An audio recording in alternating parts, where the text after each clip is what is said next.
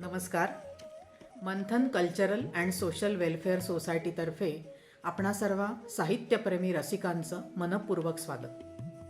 कोरोनाची परिस्थिती बघता नजीकच्या काळात तरी प्रत्यक्ष भेटून किंवा प्रत्यक्ष काही कार्यक्रम करता येतील असं काही वाटत नाही आहे. तर या पार्श्वभूमीवर आमच्या कमिटीने असा विचार केला की आपण व्हर्च्युअली काही कार्यक्रम करू शकतो का, आणि त्यातनं आजचा हा आमचा पहिला कार्यक्रम आहे जो व्हर्च्युअली होणार आहे. बेळगावातील प्रसिद्ध लेखिका डॉक्टर रमा मराठे यांच्या कथाकथनाचा हा कार्यक्रम आहे. तत्पूर्वी मंथनच्या अध्यक्षा शोभा लोकूर आपलं अध्यक्षीय प्रास्ताविक करतील. नमस्कार साहित्य रसिक हो. Manthan cultural and social welfare society Belgaum तर्फे सर्व साहित्य रसिकांचे मनापासून स्वागत. बेळगावच्या डॉक्टर कैलासवासी मंदाकिनी पट्टण, सुप्रसिद्ध साहित्यिका कैलासवासी माधवी देसाई आणि त्यांच्या सहकारी भगिनींनी 33 वर्षापूर्वी मंथन या संस्थेची स्थापना केली. उद्देश होता ज्ञान प्रबोधन, समाज प्रबोधन, याचबरोबर वैचारिक मंथनातून महिलांना बौद्धिक आनंदही मिळावा.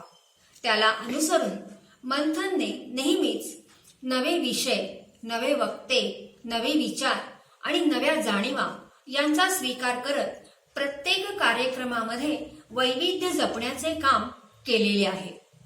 महिलांनी महिलांसाठी चालवलेल्या ह्या संस्थेत आज आपण बेळगावच्या सुप्रसिद्ध साहित्यिका डॉक्टर रमा मराठे यांचे कथाकथन ऐकणार आहोत.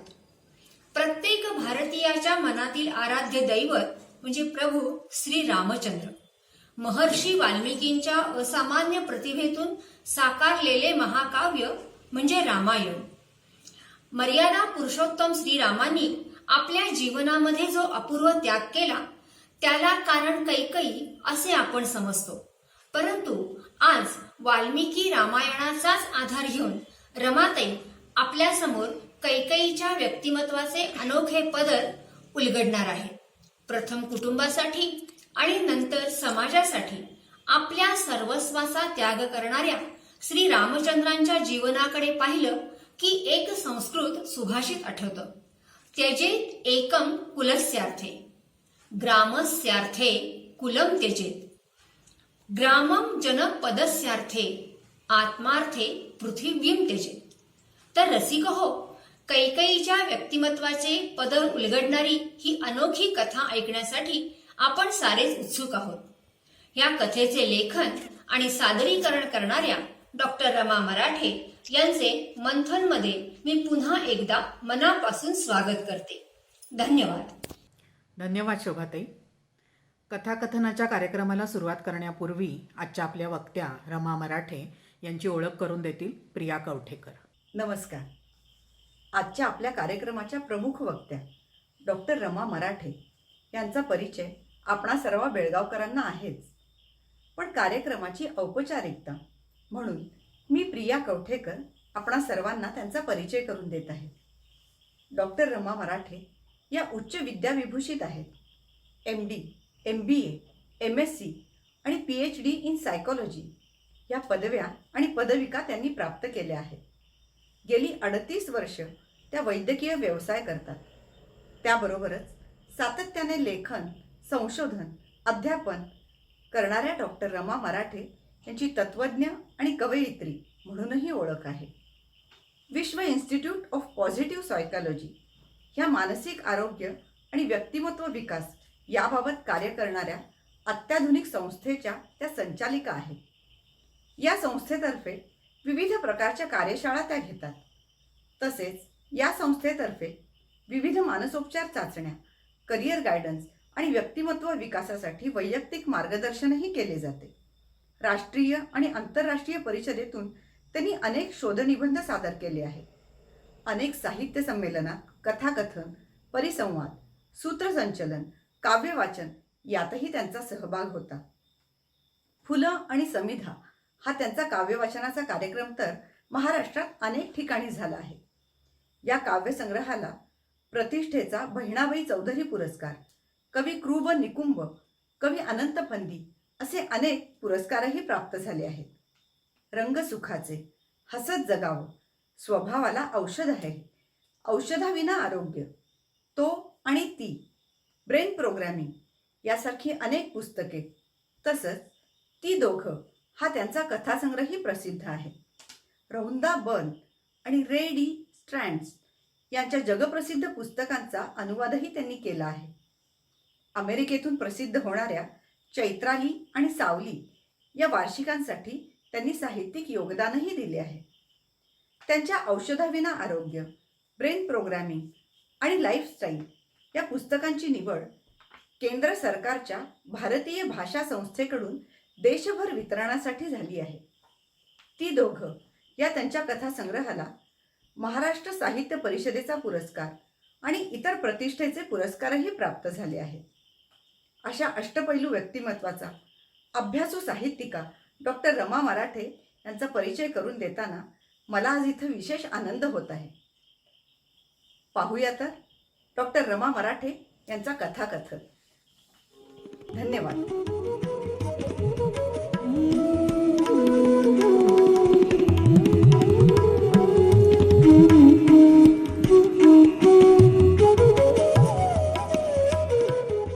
नमस्कार, मी डॉक्टर रमा मराठे सादर करीत आहे माझ्या ती दोघं या कथासंग्रहातील एक कथा, प्रिय कैकेयीस.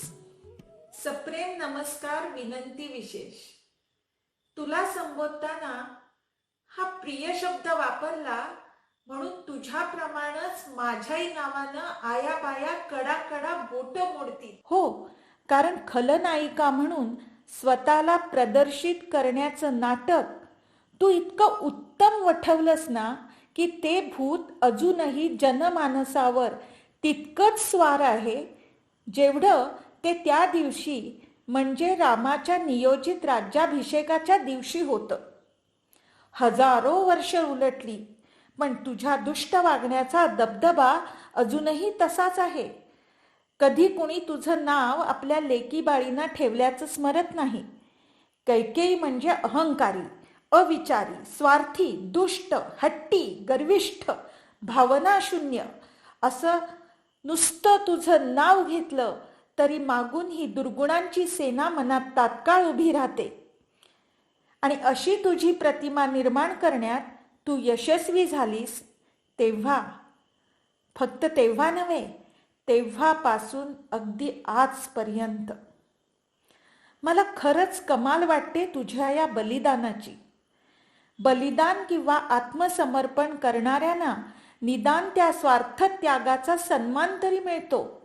अगदी मृत्यूला कवटाळणाऱ्या योद्ध्यांना, क्रांतिकारकांना मरावे परी कीर्ती रूपे उरावे हा गौरव आपल्याला मिळणार आहे याचा तरी आनंद मरणमुखात जाताना असतो. पण तू आपल्या जनमानसातल्या प्रतिमेचं, कीर्तीचंच बलिदान दिलंस. आणि तू हे बलिदान देते आहेस हे कुणाला कळू देखील द्यायचं नव्हतं. तुझी दुष्टकीर्ती होईल, भावनिक अवहेलना होईल, प्रत्यक्ष पुत्राचा, भरताचा दुरावा तुला सहन करावा लागेल. ज्या पतीला तू प्राणपणानं 100 बरोबरच्या युद्धात वाचवलंस, ज्याच्यावर निस्सीम प्रेम केलंस, त्याचा मृत्यू होणार आणि त्यासाठी तुला जबाबदार धरलं जाणार हे सगळं तुला माहीत होतं.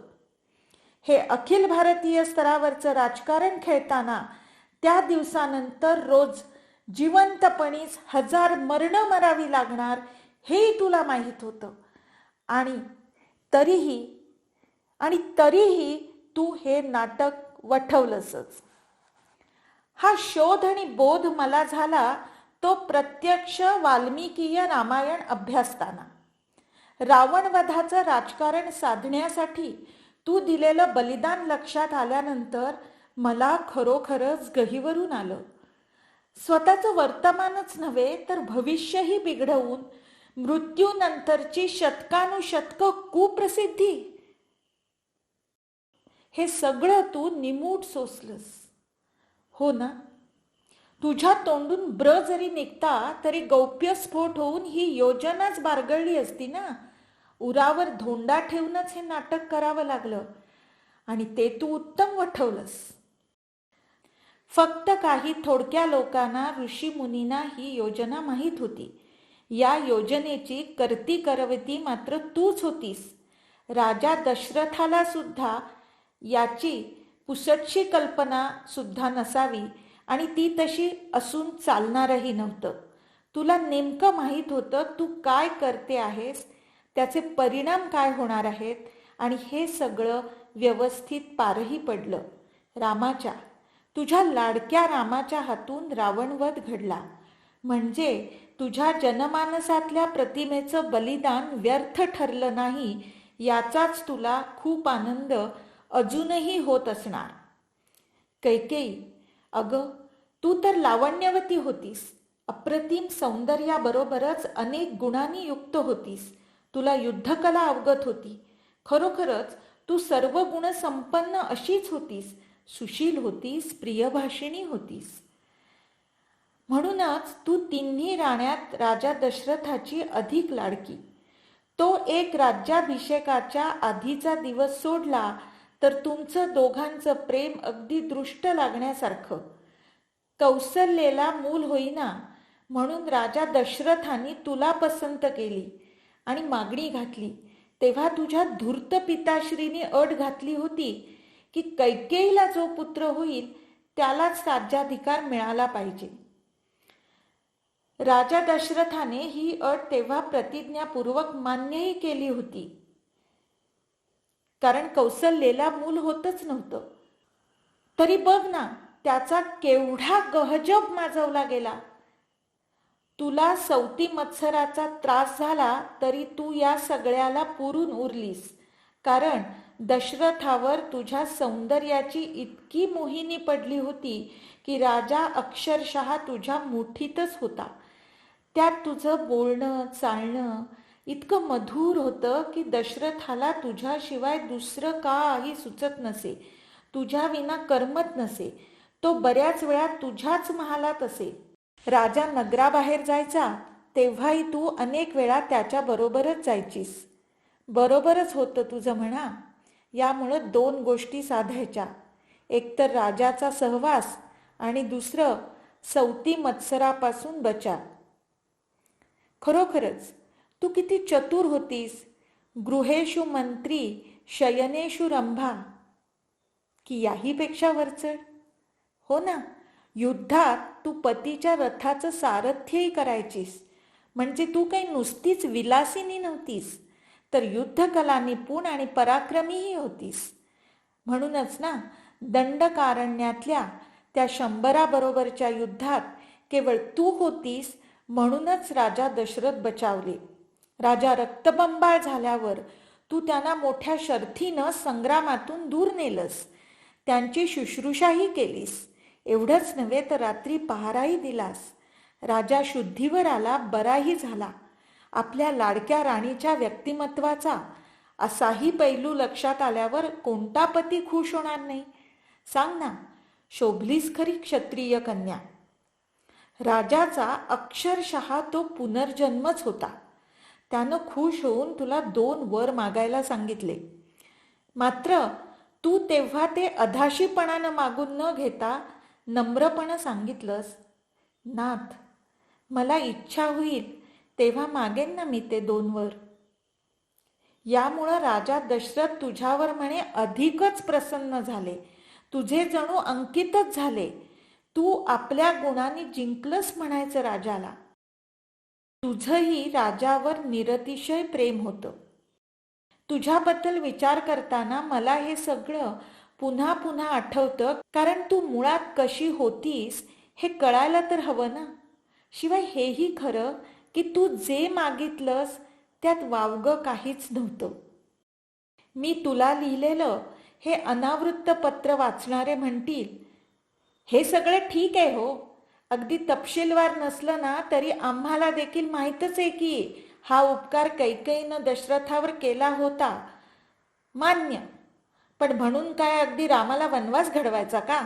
दशरथाचा मृत्यू पत्करायचा? मग वाचवलंसच कशाला? बरोबर आहे, विचारणारे असं विचारणारच. आणि म्हणून हा सगळा खटाटोप चाललाय. तुला हे अनावृत्त पत्र लिहिण्याचा. हे पत्र म्हणजे तुझ्या दुष्कृत्यांचं समर्थन करून तुला उगीच चांगली ठरवण्याचा आटापिटा मुळीच नव्हे, तर सत्यशोधन केल्यानंतर तुझ्यावर होणाऱ्या अन्यायाला वाचा फोडण्याचा एक छोटासा प्रयत्न आहे. तुला माझ्याप्रमाणेच इतरांनीही समजून घ्यावं म्हणून. तुला दशरथानं दिलेले 2 वर आणि श्रावणाच्या मृत्यूच्या वेळी त्याला मिळालेला पुत्र शोकानं मरशील हा शाप, याचा किती हितकारक मेळ घातलास तू. मला खरंच कौतुक वाटतं तुझ्या धोरणीपणाचं, की यातून अखिल भारतीय पातळीवरचं राजकारण तू गुप्तपणे साधलंस, अगदी इकडच्या कानाला तिकडचं कळू न देता. शिवाय राजा दशरथाला प्रतिज्ञाभंगाच्या पापाचरणापासूनही वाचवलंस. या सगळ्यात तुला वाईट ठरवलं गेलं, तेही सहन केलंस. भले इतरांना काहीही वाटू दे, पण तू ठाम होतीस. अंतिम हित साधणाऱ्या त्या राजकारणी गूढ डावाची हीच तर मुख्य गरज होती. राजा दशरथ तरी कुठे सरळ वागला होता म्हणायचा. रामराज्याभिषेकाचा आपला मनसुबा त्यानं म्हणे आपल्या राण्यांनाही सांगितला नव्हता, अगदी तुला सुद्धा नाही. आणि इथंच राजानं आपल्या लाडक्या राणीला ओळखण्यात चूक केली. त्यानं गडबडीनं हा निर्णय घेतला, लगेच सभा बोलवली. त्यातही म्हणे कैकयराज आणि त्यांच्या जोडीला म्हणून असेल, जनकालाही वगळलं. भर सभेत हा प्रस्ताव मांडला गेला. लगेच तो मंजूर झाला आणि उद्याच्या उद्याच पुष्य नक्षत्रावर रामाला राज्याभिषेक करायचा असं ठरवून लगेच तयारीही सुरू केली. एवढी घाई कसली की तुझ्या पुत्राला राज्य देईन हे कैकय राजांना दिलेलं वचन त्याच्या मनात थैमान घालत होतं. राजा दशरथाच्या मनातला हेतू सरळ नव्हता हेच खरं. कदाचित तुला हे माहीत नसेल, पण रामाशी बोलताना राजा दशरथानं आपल्या मनातला कावा नकळत बोलून दाखवला. राजा दशरथ रामाला सांगतो, आज तुझे मित्र सावधान राहून सर्व बाजूनी तुझं रक्षण करो, कारण अशा कार्यात अनेक विघ्ने येण्याची शक्यता असते. जोपर्यंत भरत या नगराच्या बाहेर आहे, आपल्या मामाच्या घरी आहे, तोपर्यंतच तुझा अभिषेक होणं मला योग्य वाटतं. पुढे दशरथानं हेही बोलून दाखवलं, भरत तसा सत्प्रवृत्त आहे. तो आपल्या ज्येष्ठ बंधूंचं अनुसरण करणारा धर्मात्मा, दयाळू आणि जितेंद्रियही आहे. तथापि माणसाचं चित्त स्थिर राहतच असं नाही, असं माझं मत आहे. रघुनंदना, अगदी धर्मपरायण सत्पुरुषांचं मन देखील विभिन्न कारणांनी रागद्वेषांनी संयुक्त होतं. म्हणजे भरत तसा सत्प्रवृत्त आहे, धर्मात्मा, दयाळू, जितेंद्रिय आहे, तो आपल्या ज्येष्ठ बंधूंचं अनुसरण करणारा आहे, हे सगळं राजा दशरथालाही पटत होतं. राजा दशरथानं पुढे हेही सांगितलं, श्रीरामा, ज्योतिषी असं म्हणतात की माझ्या जन्म नक्षत्राला सूर्य, मंगळ आणि राहू या भयंकर पापग्रहांनी आक्रांत केलं आहे. अशा ग्रहस्थितीमुळं मजवर घोर आपत्ती आणि संकट येऊ शकतात किंवा मृत्यूही येऊ शकतो. म्हणजे बघ ना, या सगळ्याची कल्पना असलेल्या दशरथानं मुद्दाम भरत नसताना श्रीराम राज्याभिषेकाचा घाट घातला होता म्हणायचं. माहित होतं का तुला हे सारं? मला तरी वाटतं आपण आपली प्रतिज्ञा मोडून श्रीरामाला राज्य देतो आहे हे राजाच्याच मनात कुठेतरी सलत असावं. नाहीतर भरताची इतकी भीती का वाटावी? भरताचाच राज्यावर खरा अधिकार होता म्हणून. मला खरंच आश्चर्य वाटतं. म्हणजे बघ ना, संपूर्ण अयोध्या नगरी जवळजवळ 25,000 चौरस मैल क्षेत्रफळाची राजधानी, या राज्याभिषेकाच्या तयारीत गुंतली होती तरी तुला याचा पत्ता नसावा, की तुला सुगावा लागू नये अशीच योजना केली गेली होती? हो, पण तुझ्या पिताश्रींची गुप्तहेर यंत्रणा काही दूधखुळी नव्हती. ते तर किती मुरब्बी राजकारणी, मोठे धूर्त होते ते. त्यात तू अगदी सरळ स्वभावाची. रूपागुणांचं एवढं भांडार होतं तुझ्यापाशी की तू स्वतःवर अगदी संतुष्ट असायचीस. त्यात राजाची लाडकी राणी. मग काय विचारता. या आत्मगौरवाच्या आणि गर्वाच्या धुंदीत माणसं चुका करतात हे त्यांना माहीत होतं. म्हणूनच त्यांनी मंथरेची योजना केली होती. मंथरा ही तुझी ज्ञातीदासी, म्हणजे राजकन्येबरोबर तिच्या माहेरून आलेली दासी. बाई बाई ग, तुझ्या या मंथरेबद्दल तर इतके गैरसमज आहेत लोकांच्या मनात. खोटं कशाला सांगू, माझ्याही मनात होतेच. सखोल जाणून घेतल्यानंतर वाटतं की मंथरा जे वागली ते तिच्या भूमिकेतून प्रामाणिक होतं, इमानदारीचंच होतं. तिनं इमान राखलं ते तिच्या न्याशी, कैकेयी राजाशी. तिनं जे केलं त्यासाठीच तर तिला पाठवलं गेलं होतं ना तुझ्याबरोबर. राजकन्येच्या हिताची काळजी व्हायची हेच तर तिचं काम होतं. त्यावेळच्या या प्रथा किती गरजेच्या, विचारपूर्वक ठरवलेल्या असायच्या. म्हणजे बघ ना, तुझी मंथरा ही काही कोणी साधी बावळट दासी नव्हती, तर राजकारणातली कसलेली हेर होती. मंथरा ही कुरूप, कुब्जा, दुष्ट दासी होती एवढंच लोकांना माहीत आहे. पण तुला समजून घेण्यासाठी या मंथरेविषयीचं सत्य जाणून घेणं मला गरजेचं वाटलं, म्हणून मी थोडी खोलात शिरले.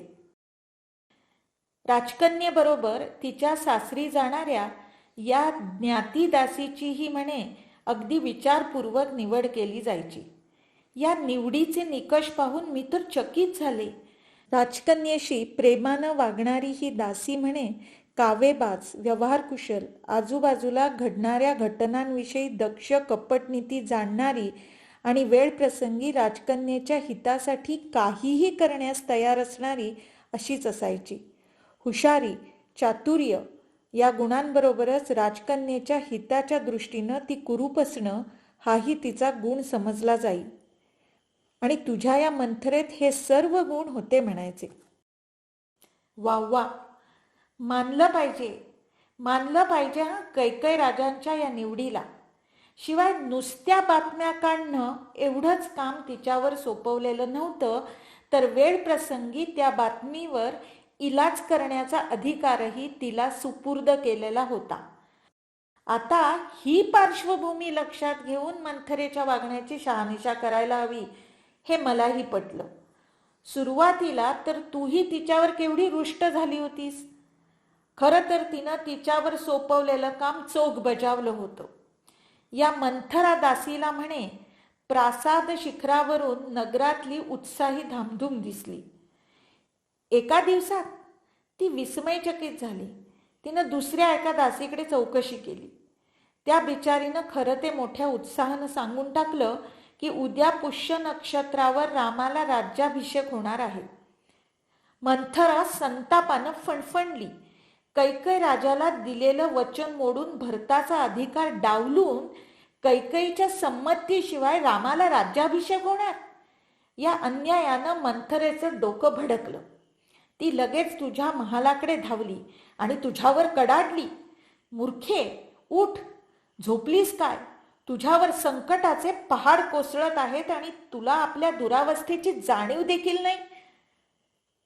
पण कैकेयी, तू खरोखरच सरळ मनाची आणि सुस्वभावी, आणि तुझं तर रामावरही पुत्रवत प्रेम होतं, म्हणून तू मंथरेला ही प्रिय वार्ता सांगितल्याबद्दल एक दिव्य अलंकारही बक्षीस दिलास. एवढंच नव्हे तर पाहिजे तो वर मागून घे असंही म्हणालीस. आठवतंय ना तुला? मंथरेलाच उलट विचारलंस, तू इतकी संतप्त का? कारण सगळं कल्याणकारीच तर घडतंय. राम माझी कौसल्यपेक्षा अधिक सेवा करतो आणि तो आपल्या भावांनाही आपल्या समान समजतो. एकंदरीत तुला यात जराही वावगं दिसलं नव्हतंच, उलट अत्यानंद झाला होता. म्हणजे तुझी पहिली आणि म्हणूनच खरी प्रतिक्रिया हीच होती. मग मंथरा ही मुरब्बी हेर होती. कैकय राजाशी इमान राखणारी होती. त्यामुळे त्यांचा फायदा करून देणं हे तिचं काम होतं. तिनं पद्धतशीरपणे तुझ्या कानात विष ओतायला सुरुवात केली. तिनं तुला स्पष्ट सांगितलं की रामाला निष्कंटक राज्य मिळालं तर तो अवश्य भरताला या देशातून बाहेर काढील किंवा मारूनही टाकेल. एक लक्षात घ्यायला हवं की जर प्रत्यक्ष राजा दशरथाच्या मनात अशाच प्रकारची भीती भरताबद्दल वाटू शकते तर ती मंथरेला का वाटू नये. आणि म्हणूनच मग हे सगळं तुलाही पटलं. उशिरा का होईना, पण आता तुझाही स्वार्थ जागा झाला. कारण आता तुझ्या मनात स्वतःविषयी, भरताविषयी असुरक्षितता निर्माण झाली. राजमाता झाल्यानंतर कौसल्या छळ मांडील, अपमानास्पद वागणूक देईल असंही तुला वाटणं साहजिक होतं. शांत सुस्वभावी माणसं भडकली की ती अतिभयंकर ठरतात, तसंच तुझं झालं असावं. शेवटी तू राजकन्या होतीस. राजकारणाचं तर तुला बाळकडूच मिळालेलं होतं. कोणकोणत्या विचारांचं थैमान तुझ्या डोक्यात सुरू झालं असावं याची कल्पना तर मी नक्की करू शकते. पण तू कपटी नव्हतीस, नाहीतर इतका सम्यक विचार करू शकली नसतीस. म्हणजे बघ ना, भरताला राज्य मिळणं हा त्याचा हक्कच होता.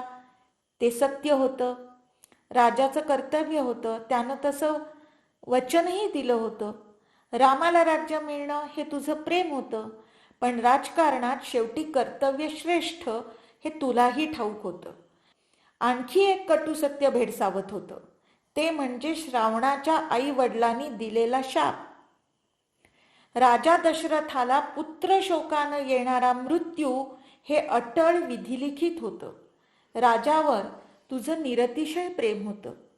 त्यात बिघडलेली ग्रहस्थिती, वय 77 वर्ष, ही चिंता तर आधीच मनात ठाण मांडून बसलेली होती. हा शाप खरा व्हायचा तर पुत्रामुळं दशरथाला शोक व्हायला पाहिजे. याचा अर्थ एका पुत्राला किंवा चौघाही राजपुत्रांना मृत्यू येणं शक्य होतं. दशरथाचं प्रेम सर्वात जास्त रामावर होतं. म्हणजे एकट्या रामाला मृत्यू आला असता तरी दशरथाला मृत्यू येण्या इतका अनावर शोक झाला असता. तेव्हा शाप खरा होणार असेल तर चौघे राजपुत्र किंवा सर्वाधिक प्रिय पुत्र रामाला मृत्यू येणार होता. तुझं तर रामावरही अतिशय प्रेम होतं. म्हणूनच तर रामाच्या राज्याभिषेकाच्या बाबतीत भरताविषयी जी भीती दशरथाच्या मनात जागृत झाली तशी रामाविषयी तुझ्या मनात आपणहून जागृत झाली नाही. मंथरेनं तुला तशी जाणीव करून द्यावी लागली. म्हणजे रामाबद्दल तुझ्या मनात विश्वास होता, वात्सल्यच होतं, दुजाभाव नव्हताच. रामाच्या मृत्यूची कल्पनाही तुला सहन होणारी नव्हती. रामाचा मृत्यू शिवाय दशरथाचा मृत्यू, इकडे आड तिकडे विहीर, काय करायचं? खूप विचार केल्यावर तुला एक मार्ग सुचला. रामाचा मृत्यू टाळता येणं शक्य होतं. राजा दशरथाचा मृत्यू मात्र अटळ होता. हे जाणवून तुलाही दुःख झालं असेलच ना. पण ते तर विधिलिखित होतं, टळणार नव्हतं. तरुण रामाचा मृत्यू टाळायचा तर त्याला वनवासात पाठवणं हाच मार्ग होता. यामुळं रामाच्या वियोगानं पुत्रशोक होऊन दशरथाचा मृत्यू झाला असता, पण राम वाचणार होता. भरताला राज्याभिषेक होऊन दशरथाची वचनपूर्तीही होणार होती. आणखी एक खोल इंगितही होतं. तुला माहीत होतं की राम समर्थ आहे, शूरवीर आहे. त्राटिकावधासाठी म्हणून महर्षी विश्वामित्रांनी त्याला आणि लक्ष्मणाला युद्धाचे अनेक तंत्रमंत्र, शस्त्र, अस्त्र शिकवली आहेत. बला आणि अतिबला या विद्याही शिकवल्या आहेत. या विद्यांचं फल असं होतं, श्रम होणार नाहीत, ताप येणार नाही, रूपात फरक होणार नाही, झोपेत किंवा बेसावत असताना राक्षस जवळ येणार नाहीत, बाहुबलात कुणी बरोबरी करू शकणार नाही, सर्व ज्ञान मिळेल, क्षुधा तृषा लागणार नाहीत. राम इतका पराक्रमी होता की त्याला वनात पाठवलं तरी तो राक्षसांचा वध करून नवीन राज्य स्थापू शकेल हेही तू जाणत होतीस. या निमित्तानं दंडकारण्यावर सत्ता स्थापित करता आली असती, जे दशरथालाही जमलं नव्हतं. रावणवधाची मनीषाही होतीच, पण हा गुप्त हेतू कुणाला कळू देऊन चालणार नव्हतं. ही कुवत फक्त रामात होती, इतर कुणातही नव्हती. ऋषीमुनींशी चर्चा करताना तुला रावणाचा इतिहासही कळला होता. रावणानं उग्र तप करून ब्रह्मदेवाकडून वर मिळवला होता की सुपर्ण, नाग, यक्ष, दैत्य, दानव, राक्षस आणि देव यांच्या हातून त्याचा पराभव किंवा मृत्यू होऊ शकणार नाही. मनुष्याधिक इतर प्राण्यांना तो कसपटा समान मानत असे. त्यामुळे रावणाला फार मद चढला होता. प्रजेला तो खूप त्रास देत होता, अक्षरशः हाहाकार माजवला होता. देव, ऋषी, यक्ष, गंधर्व यांनाही तो त्रास द्यायचा, मनमानी करायचा, पकडून ठार मारायचा, जुन्या वास्तू, बाग बगीचे यांचा विध्वंस करायचा. स्त्री सौंदर्याचीही त्याला प्रचंड आसक्ती होती. नीती अनीतीची चाड नव्हती. देशोदेशींच्या अनेक सुंदर कन्या तो धरून आणत असे आणि त्यांचा यथेच्छ उपभोग घेत असे. रावणाची ही आसक्ती त्याचा घात करू शकणार होती. शत्रूचा बारकाईनं अभ्यास केला की त्याला हरवता येतं हे तू जाणत होतीस. रावणाची बलस्थानं, त्यानं मिळवलेला जवळजवळ अमरत्वाचा वर, पण त्यातील एक मेक लक्षात आली की वर मागताना रावणानं अहंकारापायी मानव आणि इतर पशु वगळले होते. म्हणजेच त्यांच्याकडून रावणाचा वध होऊ शकणार होता. रावणाला मिळालेल्या शापांचाही विचार करायला हवा होता. रावणाच्या नीच कृत्यांच्या घटनांचा पट तुझ्या डोळ्यासमोरून सरकू लागला. एकदा रावणाचा मुक्काम कैलासाजवळ असताना तो चांदण्यात फिरायला म्हणून बाहेर पडला. पौर्णिमेची रात्र होती, त्यामुळं त्याची कामभावना चांगलीच प्रज्वलित झाली असावी. नेमकी त्याच वेळी चंद्रालाही लाजवील असं सौंदर्य लाभलेली रंभा नावाची अप्सरा त्याच्या दृष्टीला पडली. ती चालली होती नटून थटून आपल्या प्रियकराला भेटायला. तिचं सौंदर्य पाहून रावणाच्या कामाग्नीत जणू तेलाची आहुतीच पडली.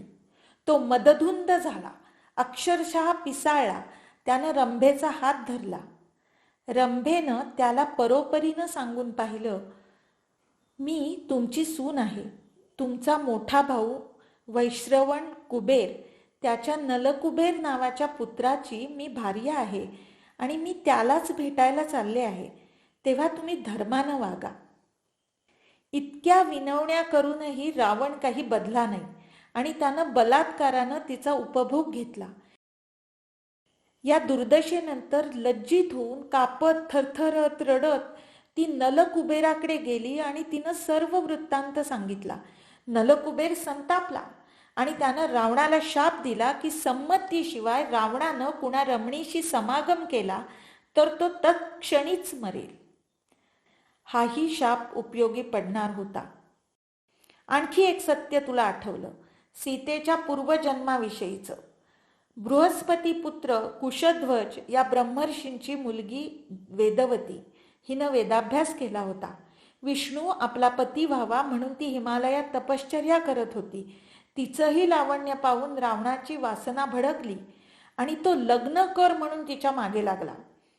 तिनं झिडकारल्यावर रावणानं बलात्कार करण्यासाठी तिचे केस धरले.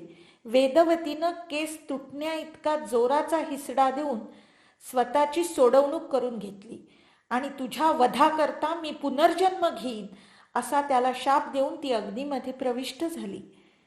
कृतयुगातली ही वेदवती म्हणजेच त्रेतायुगातली सीता.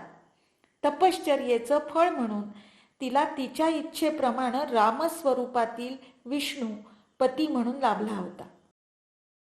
हा सर्व इतिहास राजगुरू आणि ऋषीमुनींशी चर्चा करताना तुला कळला होता. आता रावणानं अक्षरशः सर्वांना सळो की पळो करून सोडलं होतं. त्याच्या अत्याचाराने सर्व मानव चिंतित होते, ऋषीगण चिंतित होते.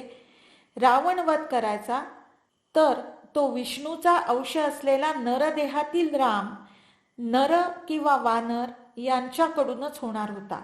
सीता किंवा वेदवतीचीही रावण वधाची इच्छा होतीच आणि शेवटी सीताच रावण वधाला कारण होणार होती.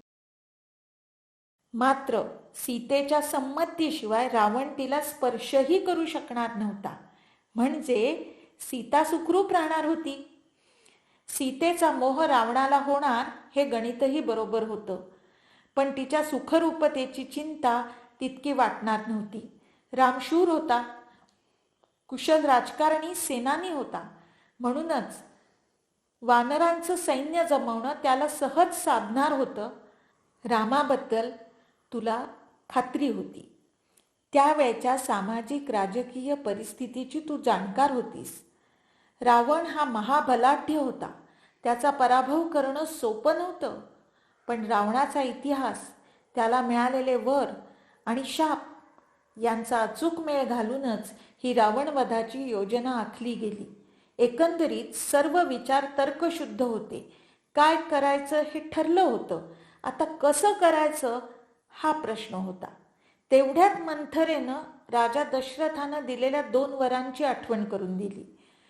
ज्या पतीच्या प्राणांचं रक्षण केलं म्हणून हे 2 वर मिळाले, त्याच वरांचा वापर केल्यामुळं पतीचे प्राण जाणार होते, याच्या यातना तुझ्या मनाला झाल्या नसतील.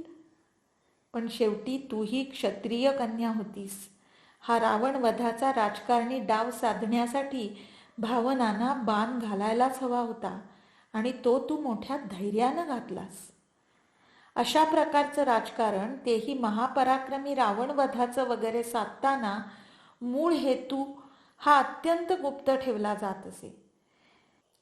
नाहीतर कर्णोपकरणी तो रावणाला कळला असता आणि हाहाकार माजला असता. म्हणजे हे नाटक वठवताना जी गुप्तता पाळायला हवी होती त्यामुळं तू खलनायिका ठरणार होतीस. स्वार्थी, दुष्ट, तुझी हीच प्रतिमा जनमानसात कायम होणार होती आणि हे तुला माहीत होतं. हे दुर्मिळ अजोड धैर्य तू स्वतःमध्ये आणलंसच. एवढंच नव्हे तर पुढील योजनाही तू इतक्या कौशल्यानं पार पाडलीस की आज तागायत सर्वांचा तोच गैरसमज कायम आहे. रावण वधानंतर हजारो वर्षांनी देखील अशा प्रकारचे हितकारक गैरसमज पसरवणं हा राजनीतीचा एक भागच होता. अलीकडची उदाहरणं घेऊ म्हणजे आज हे सगळं समजून घेणाऱ्यांना उलगडा होईल. छत्रपती शिवरायांच्या जीवनातील काही उदाहरणं घेऊ. नेताजी पालकर पन्हाळ्यावर उशिरा पोहोचले हे कारण दाखवून शिवाजी महाराजांनी त्यांना पदभ्रष्ट करून काढून टाकलं, जेणेकरून ते विजापुरात जातील. हे नाटक होतं. किंवा आग्र्याहून सुटका करून घेतल्यानंतर शंभू महाराजे मथुरेत सुखरूप असताना केवळ औरंगजेबाला हुलकावणी देण्यासाठी शिवाजी महाराजांनी शंभूराजे गहाळ झाले, आपल्याला सोडून गेले, अशी बातमी पसरवली. फक्त जिजाऊंना सत्य माहीत होतं, आकांत मानणाऱ्या राण्यांनाही नाही. हे नाटक इतक्या पराकोटीचं होतं की शिवाजी महाराजांनी शंभू राजांचे दिवसही केले, त्यांचं श्राद्धही घातलं. ही वार्ता औरंगजेबाला पोचली तरच तो तपास थांबवणार होता आणि मग शंभू राजांना गडावर सुखरूप आणणं शक्य होणार होतं. झालंही तसंच. हे शत्रूशी खेळलेलं राजकारण आम्हाला समजतं. पण इथे तर पतीचा मृत्यू, तुझ्या प्रिय पुत्राचा रामाचा वियोग, भरताकडून तिरस्कार, कोणतीही व्यक्ती ज्या कीर्तीचं प्राणपणानं कधी कधी प्राण गमावून सुद्धा रक्षण करू पाहते, त्या कीर्तीचाही मृत्यू तुला सोसावा लागणार होता. आणि हे काम फक्त तूच करू शकणार होतीस, कारण ते 2 वर तुला मिळालेले होते. तुझ्या पुत्राला राज्य देईन हे वचन तुझ्या अधिकारात होतं. शिवाय त्यावेळच्या समाज व्यवस्थेनुसार हे असं घडणं तर्कसंगत वाटणार होतं. यामागे काही योजना आहे, डाव आहे अशी पुसटशी कल्पना देखील रावणाला येणं शक्य नव्हतं. तू रामाला वनवासात पाठवलंस असं म्हणण्यापेक्षा तुझ्या करवी तुझ्या लाडक्या रामाला वनवासात पाठवलं गेलं असंच म्हणायला हवं. एकदा ही योजना ठरल्यानंतर तू ती अगदी समर्थपणे पार पाडलीस. क्रोधागारात जाऊन बसलीस. राजानं किती अर्जव केली तरी बदली नाहीस. मी मागितलेले वर मान्य केले नाहीत तर मी जीव देईन अशी धमकी द्यायला कमी केली नाहीस. एवढंच नव्हे तर ज्या राजा दशरथाची लाडकी राणी म्हणून आयुष्यभर मिरवलंस त्याच राजानं तुला कलंकिनी म्हणून संबोधलं. अगदी जळून मर, विष खा, नाहीतर दरीत उडी मार, मर जा वगैरे सांगितलं तरीही सहन केलंस. प्राणज्योत मालवत जाणाऱ्या पतीला पाहणं काय सोपं होतं? पण सगळं सोसलंस. आणि हे सगळं साधताना काळजाचा दगड करून क्रौर्य, दुष्टता, स्वार्थ हे सगळे तुला अनोळखी असलेले अवगुण प्रदर्शित करायचे होते. हा अभिनय तू समर्थपणे पेललास खरा, पण तू पुरती विझून गेलीस जेव्हा भरतानं तुझी मातानं तू वैरिणी अशी निंदा केली तेव्हा खरंच कठीण होतं ग बाई सगळं सोसणं. रामाला वनवासात पाठवणं हा एक योजनाबद्ध डाव होता. कारण रामाला प्रत्यक्ष दशरथानंच सांगितलं होतं, तू मला कैद करून अयोध्येचा राजा हो. पण दशरथाच्या अनुमतीनेच त्याला कैद करून रामानं राज्य बळकवायचं. वर मान्य न केल्याचा आरोप टळावा म्हणून ही कल्पना कुणीही उचलून धरली नाही. कौसल्या राणीच्या नावावर 1000 गावं होती आणि त्यावर केवळ तिचाच पूर्ण अधिकार होता. रामाला तिनं या गावांचं आधिपत्य दिलं असतं तर, पण तसंही घडलं नाही. कारण ते तसं घडावं अशी योजना नव्हतीच मुळी. आणि राम स्वतः या योजनेत सामील होता. पण दोषारोपण होतं ते फक्त तुझ्यावरच. भरत रामाला परत आणण्यासाठी गेला होता. भारद्वाजांचा निरोप घेताना त्यानं तुला खूप नावं ठेवली. माझी माता दुष्ट, दुर्जन, पापी आहे वगैरे वगैरे. त्यावेळी भारद्वाजांनी भरताला सांगितलं, भरता तू कैकेयीला याबद्दल दोष देऊ नकोस. रामाच्या या वनवासाचा परिणाम सुखावहच होईल. कारण देव, दानव, ऋषी यांचं हित त्यावरच अवलंबून आहे. म्हणजे भारद्वाजांना योजना माहिती होती. म्हणूनच त्यांनी फार स्पष्ट न बोलता पण अप्रत्यक्षपणे भरताला समजावलं. अधिक काही सांगितलं असतं तर गौप्यस्फोट झाला असता. भरतानं रामाला परत नेण्याचा हट्ट केला तेव्हा रामानं फार छान उत्तर दिलं. राम म्हणाला, असं धरणं धरून बसणं ब्राह्मणाला योग्य आहे, क्षत्रियाला मात्र अनुचित आहे. यानंतर रावणवधाची इच्छा धरणारे ऋषीगण भरताला म्हणाले, रामाचं सांगणं तू स्वीकार. रामाने पित्याच्या ऋणात राहू नये. पहा, महर्षी वाल्मिकींनीच असं स्पष्ट लिहून ठेवलं आहे.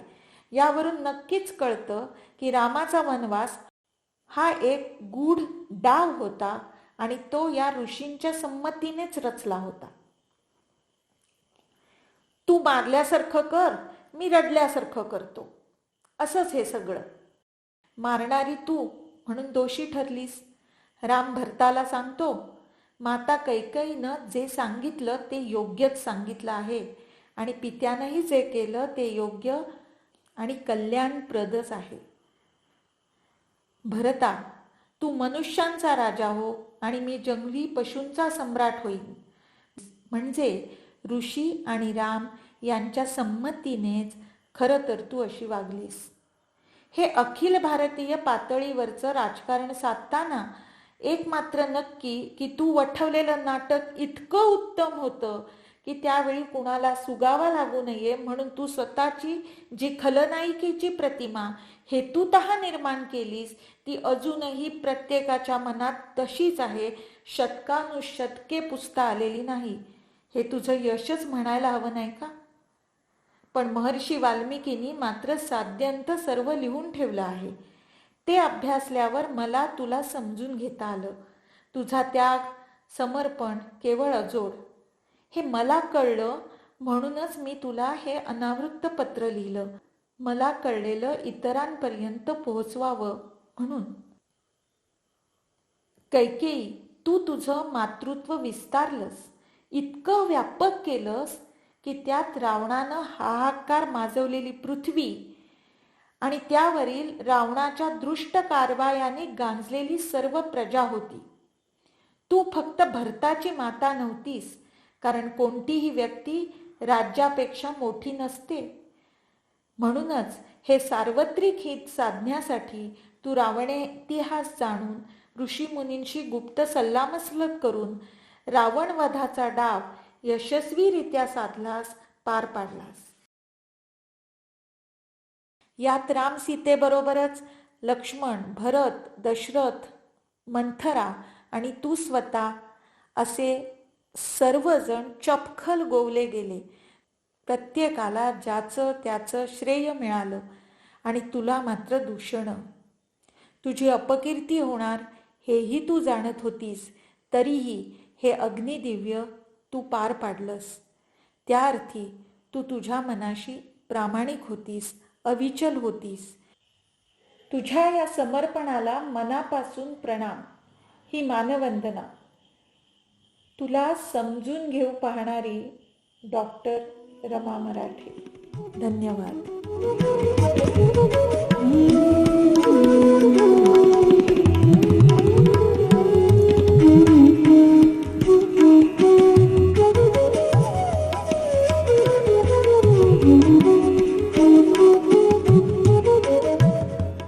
कार्यक्रमाचा अत्यंत आवश्यक भाग म्हणजे आभार प्रदर्शन. सर्वप्रथम आमच्या विनंतीला मान देऊन आज कथाकथन सादर करण्याचं ज्यांनी मान्य केलं त्या आजच्या वक्त्या डॉक्टर रमा मराठे यांचे मी आभार मानते. तसंच सर्व वर्तमानपत्र, प्रसारमाध्यमं, तरुण भारत, पुढारी, सकाळ यांच्या प्रतिनिधींचेही मनापासून आभार. तांत्रिक बाजू सांभाळणारा संकेत कुलकर्णी याचेही मनापासून आभार. आणि तुम्ही श्रोते, तुमचेही मनापासून आभार. तुम्हाला एक विनंती आहे की हे यूट्यूब चॅनल सबस्क्राईब करा, तुमच्या मित्रपरिवारामध्ये शेअर करा आणि सर्वांनी याचा, जास्तीत जास्त लोकांनी याचा आनंद घ्यावा ही आमची इच्छा आहे. तर त्यासाठी तुमचं सहकार्य अपेक्षित आहे आणि तुम्ही ते सहकार्य कराल याची खात्री आहे. तेव्हा सर्वांना मनापासून धन्यवाद.